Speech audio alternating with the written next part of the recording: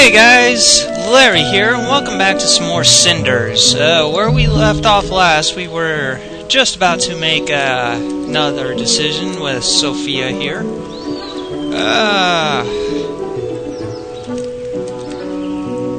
I think we will go with it was too dreamy. It may have been fun while I was a child, but looking back on it, I think Father was overprotective. He raised me to live in a dream instead of reality. Unfortunately, life is a lot more complicated than fairy tales. You can say that again. Imagination can only work so far, and all dreams eventually come to an end. You're right. Sometimes I wish Father had better prepared me to be awake. What about your mother? Do you remember her? Unfortunately, she passed away giving birth to me. I still feel guilty about it, even though I know it doesn't make any sense. Father told me a lot about her, though, but I really don't know if that's how she was, or just an idealized image. Either way, I know that her death had a huge impact on him. I think he was very lonely. Perhaps that's why he preferred to get lost in his dreams rather than face real life. I'm sure it got even worse after we came into your life. Ew! Ew! This onion is making my eyes wet. I love how angry she looks. She raised her little fist and curse this onion. Anyway, give that to me. I'll chop it. If you rinse the knife first, it shouldn't sting that much. As for you, I'd say my life was definitely different after you came in. Oh, just be honest. I know your life has been miserable ever since your father married our lovely mother. Trust me, it's not like Gloria and I wanted this either. Yet here we are, one big, happy family. You can be awfully cynical at times, and that's why we love her. Oh, you noticed. Fine then, yes, my life got worse when you showed up. I'm a servant, no, a slave in my own house. I'd like you to understand. Yes, what could I possibly know about it? Stupid onion. It sounds to me like it's your turn to talk about your life. Well, there's not much to say. That can't be true. It's obvious a lot happened to you and Gloria. You won't be like this otherwise. Besides, you said you wanted a conversation, so tell me about yourself. Fine. Don't say I didn't warn you. When we were children, we lived out in the countryside. Our house wasn't as nice as this one, though. Our father was a military man. He got himself killed in some war, and that left Mother a widow. Oh, I'm sorry. Don't be. I hardly even saw the man. When he was around, he was like a complete stranger. Not a proper father at all. His death meant nothing to us. What about Carmosa? It must have affected her. Maybe that's why she is the way she is now. Ha ha ha ha ha! That's her laugh. I don't know why that's her laugh. Was that supposed to be a joke? Mom didn't care about him any more than we did. Then why did she marry him? Well, why does anyone get married? For love, pluck, gains. Well, there's many reasons. There are a lot of reasons for people to get married.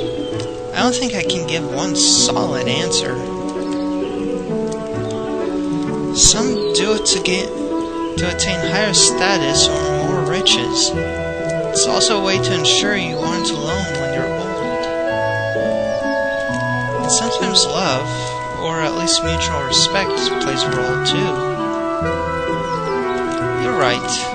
For instance, an ugly girl like me would only attract men looking for status. They would try to climb the social ladder using my bag for rungs. Oh, that's not true. You are just straight up adorable. It was the opposite with Mother. She used her looks to attract a man of higher social standing.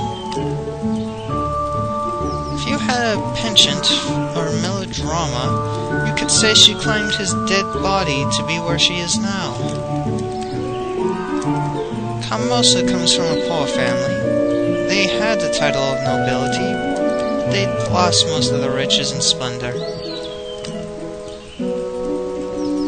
The only way for her to advance up the social ladder was to marry, and she was ambitious.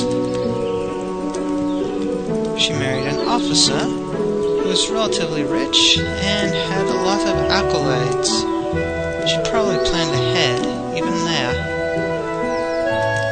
For all I know, she chose a man who will probably die in battle so that she can marry even higher later. How can you say that? That's such a cruel assumption. Cruel? It's not like she killed him. He would have died anyway. She just wanted something more out of life. It's still a cool thing to do. Cold? Sure, it's cold. It's business. I don't see what's wrong with it. Mother's not dumb. She did what she had to. There's not much room in this world for women with ambitions. So you take what you can get. So back then, was your life as bad as it is now? Worse. What? How so? Well, you weren't around. Aww. I love you, Sophia. That's... Listen, if you're not around, who do you think becomes the victim? Mother's always needed a scapegoat, and Gloria would do anything to please that woman. I'm not as pretty, smart, or ambitious as them, so naturally, she humiliated me. And Mom didn't disapprove. And now that I'm here, they no longer target you. Is that it? That's exactly it. Mom and Gloria have a new scapegoat, and my life is finally a little better. Oh, I see. So now that you're no longer tormented, you chose to torment me instead. Of course. Nothing personal. But it's either me or you, and I certainly won't be a victim again. Besides, you should be grateful. Didn't your father shield you from the real world too much? Well, now you get to see exactly what it's like. That's the way of all things. You're either the hunter or the prey. As long as Mother and Gloria focus on you, I can go back to being my own worthless self. Oh, you're not worthless. Just listen to yourself. You're not worthless, ugly, stupid, or even cruel. My. What has made you an expert all of a sudden? That's ridiculous. It's obvious the person you hate the most is yourself, but you have no reason to. So you make up all these excuses, like you're too stupid or ugly or worthless, when you know it's not true. But it's still an easy way out, isn't it? You prefer to convince yourself you're nothing, so that nobody will expect anything more from you. You don't have to change or do anything if you're worthless, after all. And you sound like you're trying to convince yourself that you're all-knowing. You're not worthless, Sophia. You know that. It's almost endearing how hard you try to see good in other people.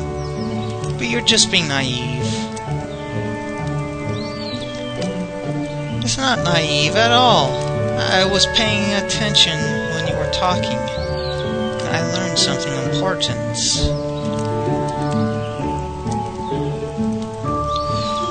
You think you're worthless because you can't measure up to Carmosa or Gloria, but it's the opposite. Carmosa is a woman of strong influence. It's easy to get drawn in and conform to what she wants. The fact that you've resisted means that you're stronger than Gloria. Means you're stronger than Carmosa. I'm sorry you had to suffer for it, but that makes you even more admirable. Nothing to say. You really had it rough, and I know that left a mark on you, but it doesn't make you worthless. You know, I don't need your pity. Laughter. Trust me, that's the last thing on my mind. You've still been absolutely horrid to me. But now that I know what happened to you, well, just wish that you knew better. Listen to me closely, Cinders, because I'm only going to say this once. I am sorry. I'm sorry for everything. I'm not promising I'll change, but it's better than nothing. I love you, Sophia. Thank you. I'm glad we could speak with each other like this. Maybe this is a start of something better. Don't get your hopes up. Anyway, it looks like dinner is nearly ready, so I'm leaving. Just make sure to hurry. Oh, I will. See you later. Wait, Sophia. What? Just remember that sometimes it's easier to get through tough situations if you have someone by your side. I suppose so. If I got through to her. I can't believe we actually had that conversation. That was definitely unexpected. I think I need some time to think it over. The meal is nearly done anyway. All that's left is to get one of the servants to cook the rest right before it is served. I really need to get out and gather my thoughts. Everyone is busy, so I'm sure no one will notice if I sneak out.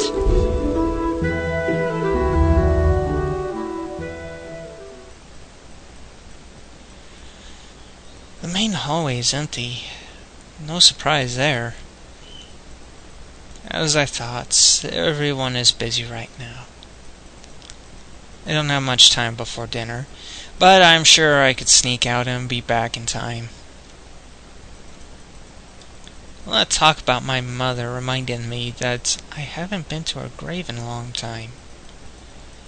It might be dangerous to sneak out during the day, but I don't know if I'll get another chance. I'll just have to move as quickly as I can.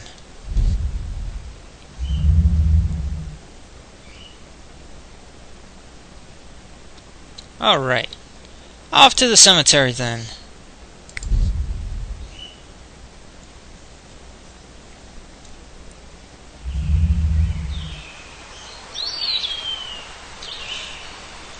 I don't even remember how long it's been since I last visited the cemetery. Mother's grave isn't hard to find.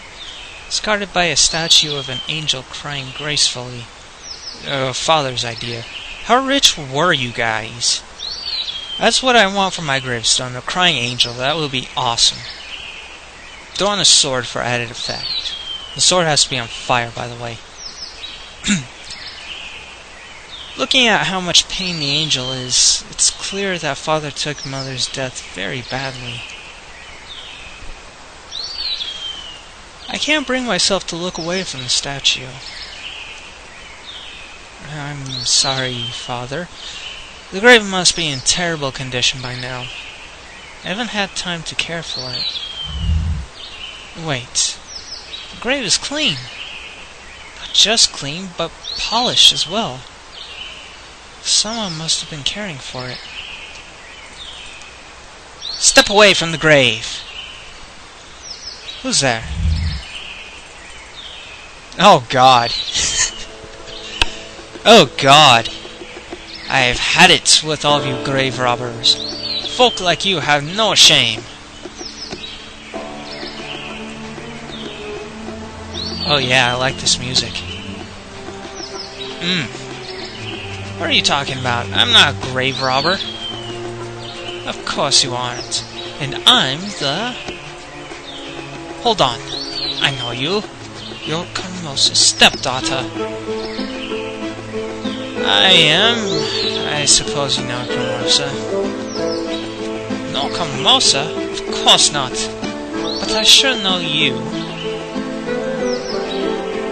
Well, I guess you have an advantage over me then. I have no idea who you are. You don't know? I live in the town. Folks there call me Madame Guide. Madame Guide? Isn't the witch that everyone talks about? So you have heard of me. Stories they tell are an exaggeration, huh? Those half-wits label anything they don't understand as dangerous. Well, just look at the way you're dressed. Even more so, seeing as I'm a woman who's smarter than they are, I suppose it frightens them. Well, that and you're kind of wearing bones as jewelry. You got little skulls right there and there. Anyway. Madame Guide! Alright. Okay. Can we continue? Thank you. Although it doesn't stop them from running to me anytime they have a problem they can't fix. Personally, I prefer the term wise woman. It's a lot more appropriate, I think. Or scary-ass woman. Alright, so you're not a witch.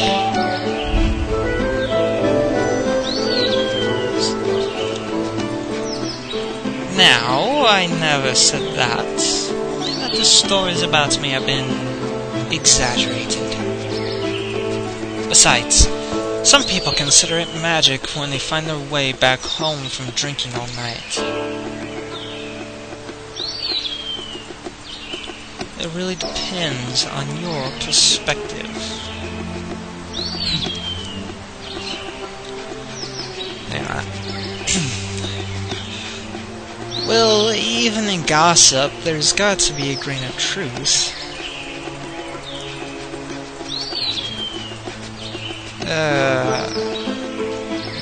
The only grain of truth is that I'm intelligent, independent, and I take care of myself without a husband. I'll be hearing a voice from now on. If the townsfolk want to call that witchcraft, so be it. It makes our own lives so much simpler. True, but still. Why are you here anyway? You scared me when you shouted at me. Or she'd probably scare anybody. I was just visiting an old friend. I was on the way back from picking some herbs in the forest by the lake. Oh, I've heard that the forest and the lake are special. My father used to tell me that they're magical. And we are talking about magic then. And we're talking about magic again. I can't help it. The atmosphere here is so mysterious. It does feel as if this place is magical. Do you believe in magic?